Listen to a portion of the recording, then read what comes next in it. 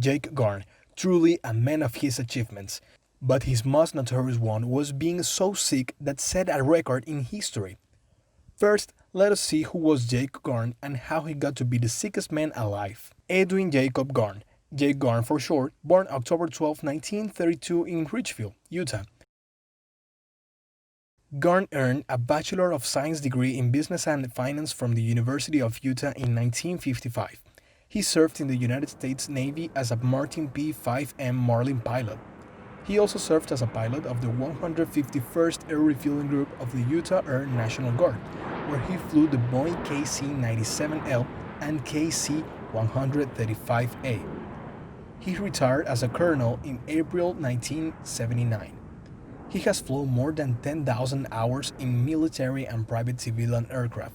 He later on becomes a member of the Republican Party who served as a U.S. Senator representing Utah from 1974 to 1993. Thanks to his experience flying and becoming a senator, NASA thought it would be a great idea to put a senator in space, which they did.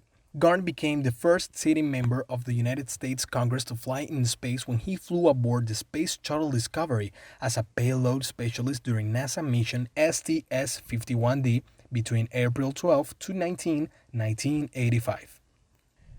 Its primary objective was to deploy two communication satellites and to perform several experiments in space.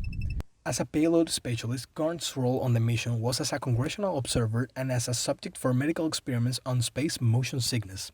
At the conclusion of the mission, Garn had traveled over 2.5 million miles in 108 Earth orbits, logging over 167 hours in space.